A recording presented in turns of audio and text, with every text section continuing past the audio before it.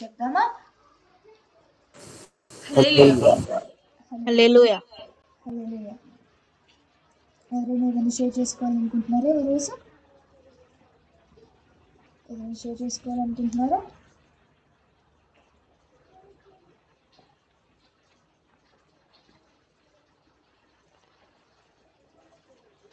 సరే, ఈరోజు మనం ఒక ప్రత్యేకమైన పాట పాడుకున్నాం కదా. ఈ పాట యొక్క వివరమును నేను చెప్పి వాక్యంలోనికి వెళ్ళాలనుకుంటున్నాను. ఈ పాట యొక్క మర్మం ఏంటంటే మనకి చరణాల్లోనే ఉంది. ఏంటంటే 12 ఏళ్ల నుంచి రక్తస్రావి రోగి వైద్యుని వద్ద నుంచి మందులు పుచ్చుకుంటుందంట, ట్రీట్మెంట్ తీసుకుంటుందంట. అయినా ఇసుమంతైనను చిన్న ఇంప్రూవ్మెంట్ కూడా ఆమె అనారోగ్యంలో ఏం కనిపించలేదంట. కానీ ఎప్పుడైతే ప్రభువునందు విశ్వసించి ఆయన చెంగు ముట్టిందో వెంటనే ఆమెకి ఏం కలిగింది? స్వస్థత కలిగింది. ఆమె ఏమన్నా ప్రార్థన చేసిందా చెప్పండి? మోకాళ్ళుని గంటలు గంటలు ప్రార్థన చేయడం కూడా మనం చూడట్లేదు. కానీ జస్ట్ ఆమెకున్న విశ్వాసము అంతటిని బట్టి ఆయన చెంగు ముట్టుకుంది అంతే. ఆమెకి ఏం కలిగింది? సంపూర్ణమైన స్వస్థత కలిగింది. అలాగే 2వ చరణం మనం పాడుకున్నాం కదా, ఏమని? విశ్వాసము లేనప్పుడు, విశ్వాసము లేక నీవు విసుగుదల చెందుతున్నప్పుడు, నీకు ఏదైనా కార్యము జరగకుండా ఆగిపోయినప్పుడు, లేదా నీకు కొంచెము నిరుత్సాహం కలిగినప్పుడు, విశ్వాసం కోల్పోతున్నాను అన్న సమయంలో మనం ఏం చేయాలంట? ప్రభువుకి ప్రార్థన చేయాలంట. ఏమివ్వమని? విశ్వాసము నిమ్మని. దేవా, నాకు విశ్వాసము తక్కువ అవుతుంది, నాకు విశ్వాసాన్ని ఇవ్వండి అని ప్రార్థన చేయాలంట. అంతేకాకుండా ఇంకా ఉంది కదా చరణంలో, విశ్వమంతటికీ గావించిన తండ్రి. మన ఈ సృష్టినంతా ఎవరు సృష్టించారు చెప్పండి? మన దేవుడని యెహోవా సృష్టించాడు. ఈ సృష్టినంతా సృష్టించిన తండ్రికి నీకు విశ్వాసం ఇవ్వడము ఏమాత్రము పని? ఎంత చిన్న పని. కానీ నువ్వు ఏమడగాలి? దాన్ని నువ్వు పొందుకోవాలంటే ముందుగా నువ్వు చేయవలసిన పని ఏంటి? ఆయనను అడగాలి, ఆయనను ఆశ్రయించాలి. అప్పుడు ప్రభువు నీకు ఏమనుగ్రహిస్తాడు? అన్ని శ్రమల నుంచి విజయాన్ని జయించగల విశ్వాసము అనే ఆయుధాన్ని నీకు ప్రభు ఇస్తారు. అంతేకాదు, మనం పాటలు పాడుకున్నాం, యేసుని కథపై మనస్సు నిలిపితే మనకి ఆయన మహిమను చూచే అనుభవం దొరుకుతుందంట. దేవుని మాటలు, దేవుని ప్రభావము, ఆయన యొక్క క్రియలు ఏ స్థలమందైతే ఉంటాయో, ఏ స్థలమందైతే వినబడుతున్నాయో అక్కడ కనుక మన మనసుని సంపూర్ణంగా నిలిపితే ఆయన యొక్క ప్రభావమును, ఆయన యొక్క మహిమా అనుభవంలోనికి మనం వెళ్ళగలమంట. ఇంత చక్కని పాట పాడుకునేందుకు దేవుడు మనకి సహాయం చేశారు. అయితే ఈరోజు వాక్యంలోనికి వెళ్దాం మనము. ఈరోజు నేను ఏం షేర్ చేయాలనుకుంటున్నానంటే, some examples of Jesus Christ life. Jesus Christ లైఫ్లో దేవుడు ఏ విధంగా జీవించారు, దేవుడు మనకి ఆయన జీవించడం ద్వారా మనకి ఏం చెప్తున్నారు అనేది నేను షేర్ చేయాలనుకుంటున్నా.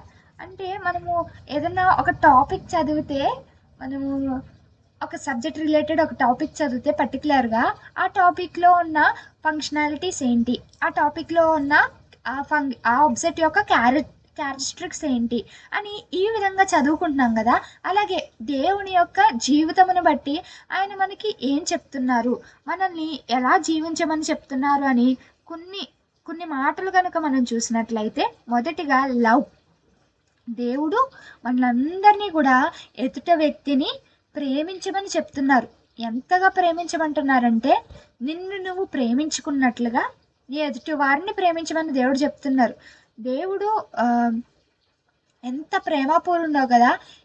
ఎంతటి వారినైనా సరే, ఎంత పాపం చేసిన వారినైనా సరే, ఎంత తప్పు చేసిన వారినైనా సరే, ప్రభువా అని ఆయన యొద్దకు వచ్చిన వెంటనే ఏం చేశారు? ప్రభు ప్రేమతో వారిని ప్రేమించి క్షమించడం మనం చూస్తున్నాం. అలాగే క్రీస్తు జీవించి చూపించారు, ప్రేమను ఇచ్చి చూపించారు. కనుక మనమందరం కూడా ఆయన జీవితం నుండి ఎదుట వారిని ప్రేమించడం నేర్చుకోవాలి. రెండవదిగా మనం చూసినట్లయితే హ్యూమిలిటీ, అనగా వినయం. దేవుడు ఎంత వినయుడే ఉన్నారంటే దేవునికి, మనం వాక్యంలో కనుక చూసినట్లయితే ఫిలిప్పీ పత్రిక 2వ అధ్యాయము 5 నుంచి 11 వచనముల్లో కనుక మనం చూసినట్లయితే, క్రీస్తు యేసునకు కలిగిన ఈ మనస్సును మీరును కలిగి ఉండుడి, ఆయన దేవుని స్వరూపమును కలిగిన వాడై ఉండి దేవునితో సమానముగా ఉండుట విడిచిపెట్టుకూడని భాగ్యమని ఎంచుకొనలేదు గాని మనుషుల పోలికగా పుట్టి దాసుని స్వరూపము ధరించుకుని తన్ను తానే రిక్తునిగా చేసుకుని మరియు ఆయన ఆకారమందు మనుషుడిగా కనబడి మరణము పొందనంతగా అనగా శిలువ మరణం పొందనంతగా విధేయత చూపువాడే తన్ను తాను తగ్గించుకొనును. ఇక్కడ మన వాక్యంలో కనబడుతుంది, యేసుక్రీస్తు ప్రభు తండ్రితో ఉన్న సహవాసాన్ని విడిచిపెట్టి మనందరి కోసం కిందకి దిగి వచ్చారు. ఎందుకు? మనందరి పాపముల నుండి మనల్ని విడిపించాలని. ప్రభు తండ్రి అయిన దేవుడు ఎప్పుడైతే క్రీస్తు ప్రభువుకి చెప్పి ఉన్నారో, ఇదిగో వీరందరిని బట్టి నువ్వు భూలోకములకు వెళ్ళి ఇదిగో వీళ్ళందరి శ్రమలు తీసివే అన్నప్పుడు ఆయన ప్రభు తండ్రి యొక్క మాటకి వినయుడై ఉన్నారు. ఎంత వినయుడు అంటే తండ్రి యొక్క సహవాసమును కూడా విడిచిపెట్టడానికి సిద్ధం కలిగి ఉండి ఆయన చెప్పినది చేయాలి అంతే అని ఇంత విధేయత చూపిన వారే ఉన్నారు. ఆయన జీవితమును బట్టి మనం కూడా తండ్రి అయిన దేవునికి మన కోసం ప్రాణము పెట్టిన క్రీస్తు ప్రభువు కూడా మనమందరం కూడా ఎలా జీవించాలంట? వినయత కలిగిన వారై విధేయులై మనము క్రీస్తు ప్రభు నందు జీవించాలి. మనం మూడవదిగా చూసినట్లయితే ఒబీడియన్స్, విధేయత, అనుకువ. ఒబీడియన్స్ అనగా అనుకువ. ఇక్కడ అనుకువ అంటే ఏంటి మనం చూసినట్లయితే ఇప్పుడే మనం చెప్పుకున్నాం కదా, తండ్రి యొక్క చెప్పిన మాటకి యేసుక్రీస్తు ప్రభు అడ్డు చెప్పలేదు. అడ్డు చెప్పకుండా వినయత చూపించిన వారే, విధేయత కలిగిన వారే తండ్రి యొక్క మాటను, తండ్రి ఇచ్చిన ఆజ్ఞను వెంటనే నెరవేర్చారు, వెంటనే చేయడానికి సిద్ధపడ్డారు. అదే ఒబీడియన్స్. మనము కూడా మన తల్లిదండ్రుల మాట చెప్పిన వెంటనే మనం వినిన వారుగా ఉంటే మనం ఏమవుతాము? మన తల్లిదండ్రులకు ఒబీడియంట్ పిల్లలుగా మనం ఉంటాము. అలాగే క్రీస్తు ప్రభు తండ్రికి అంత ఒబీడియన్స్ చూపించిన వారే ఉన్నారు. మనము కూడా క్రీస్తు ప్రభు యొక్క జీవితమును బట్టి దేవునికి, మన తల్లిదండ్రులకు, మన పెద్దవాళ్ళైన వారందరి ఎదుట కూడా విధేయత చూపువారే ఒబీడియంట్గా మనం ఉండాలి దేవుని యొక్క జీవితమును బట్టి. నాలుగవదిగా చూసినట్లయితే టీచింగ్. క్రీస్తు ప్రభు ఈ లోకమునకు వచ్చిన తర్వాత దేవుని పనిలో వాడబడుటకే ప్రతి దినము కూడా ఆయా స్థలములు సంచరించు, ఆయా స్థలములు తిరుగుతూ దేవుని వాక్కు చాటి చెప్పువారుగా ఉన్నారు. క్రీస్తు ప్రభు ఏ చోటకు వెళ్ళినా సరే దేవుని మాట ఎంత సింపుల్ వర్డ్స్లా అంటే అక్కడున్న ప్రతి ఒక్క జనము, ప్రతి ఒక్క మనిషి కూడా ఆ వర్డ్ని ఈజీగా అర్థం చేసుకునేంత సింపుల్ వర్డ్స్లో దేవుని వాక్కుని టీచ్ చేసేవారు. దేవుని వాక్కుని ఎదుటి వారికి చెప్పేవారు. మనము కూడా ఏ స్థలం ఉన్నా ఎక్కడున్నా కానీ పెద్ద పెద్ద ప్రసంగాలే చేసేన అవసరం లేదు.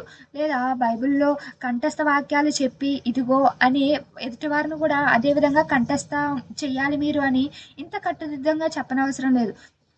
క్రీస్తు ప్రభు ఎలా అయితే సింపుల్ వేలో ఎదుటివారికి అర్థమయ్యే రీతిలో టీచింగ్ చేశారో తండ్రి గురించి, అలాగే క్రీస్తు యొక్క జీవితముని మనము ఆధారంగా చేసుకుని దేవుని యొక్క మాటలు ప్రతి స్థలమునందు చెప్పువారుగా ఉండాలి.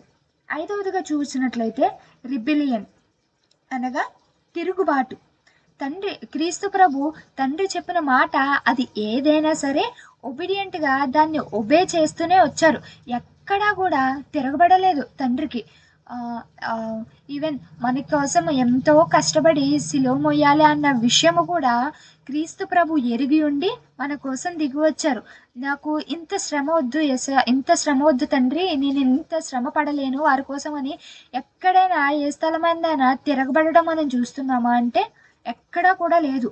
ఈ రోజున ఇటువంటి క్యారెక్టరిస్టిక్ మనలో కూడా ఉండాలి. క్రీస్తు ప్రభు జీవించి చూపించారు కదా. దేవుడు ఒట్టి బైబిల్ గ్రంథంలో మాటలు మాత్రమే చెప్పలేదు. మన కోసం మన ప్రభువు మన యొద్దకు దిగి వచ్చి చేసి చూపించారు. ఇదిగో నేను ఇలాగనున్నాను, మీరు కూడా ఇలాగ నడుచుకోండి అని చెప్పారు. మనము ఫిలిప్పి 2:11 చూసినట్లయితే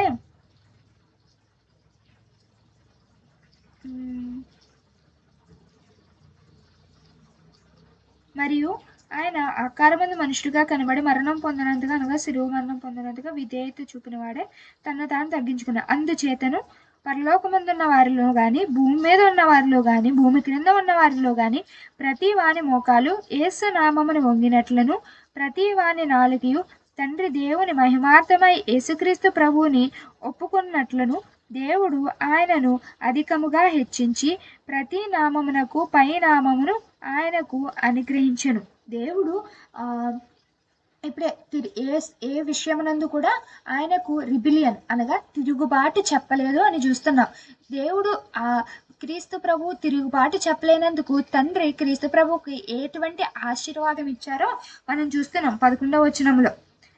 ప్రతి నామమునకు పై నామమును ఆయనకు అనుగ్రహించెను.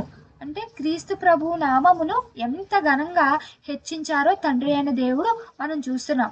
ఇలాగనే మనము కూడా మన జీవితంలో తండ్రి అయిన దేవుడు మనకి ఏది చెప్తే, ఏది సెలవిస్తే అది మనము ఆచరణలో పెట్టిన ఎడల దేవుడు మనలందరినీ కూడా క్రీస్తు ప్రభుని హెచ్చించిన రీతిగానే మనల్ని మన కుటుంబమును కూడా హెచ్చించడం మనం చూడగలం. 6వదిగా చూసినట్లయితే సాక్రిఫైస్. తన జీవితాన్ని ఎంత సాక్రిఫైస్ చేశారు చెప్పండి క్రీస్తు ప్రభు. తండ్రి కుడి ప్రాసం నందు కూర్చుండి పరలోకంలో ఉండి తండ్రితో సహవాసం చేసుకుంటూ ఉండొచ్చు కదా. కానీ క్రీస్తు ప్రభు అలాగ చేయలేదు. మన కోసం, మనందరి కోసం తన లైఫ్ను సైతం సాక్రిఫైస్ చేసి మన కోసం సఫర్ అవ్వడానికి వచ్చారు. 7వదిగా చూసినట్లయితే సఫరింగ్. మన కోసం శ్రమనందడానికి వచ్చారు. సిలువలో ఆయన ఎంత శ్రమ పడ్డారు చెప్పండి. అంతకు ముందు కానీ ఆ తర్వాత కానీ క్రీస్తు ప్రభు సఫర్ అయినట్టుగా, క్రీస్తు ప్రభు మరణించిన రీతిగా ఎవరైనా మరణించడం మనం చూస్తున్నామా చెప్పండి. ఎంతగా అంటే ముళ్ళ కిరీటం ఆయన పెట్టుకున్నారు, కొరడా దెబ్బలు తిన్నారు, ఇది కొరడాలతో కొట్టించుకున్నారు, మోము మీద ఉమ్ము వేయించుకున్నారు, అపహాస్యపు పాలు చేశారు. అందరూ కూడా, అక్కడ ఉన్న వాళ్ళందరూ కూడా, శిలువ మీద ఉన్న వాళ్ళు కూడా ఇదిగో నిన్ను నువ్వు రక్షించుకుని నన్ను రక్షించని అపహాస్యం చేస్తున్నారు. దొంగ కూడా పక్కన. ఇంతగా సఫర్ అవ్వడానికి మనందరి కోసం దేవాతి దేవుడు మన మన మన మన కొరకు కిందకి దిగి వచ్చారనమాట. ఈరోజు క్రీస్తు ప్రభు జీవించి ఉన్న రీతిగా 7 మాటలు మనం చెప్పుకున్నాం. Love, humanity, obedience, teaching, rebellion, sacrifice and suffering. ఇటువంటి క్యారెక్టరిస్టిక్స్ కనుక మనం అందరము కలిగి ఉంటే దేవాతి దేవుడు క్రీస్తు ప్రభుని హెచ్చించిన రీతిగానే మనందరినీ కూడా హెచ్చించు. ఇటు వాక్యమును బట్టి దేవాతి దేవుడు మనందరికీ నిండు దేవుళ్ళు అనుగ్రహించును గాక. ఆమేన్. Thank you.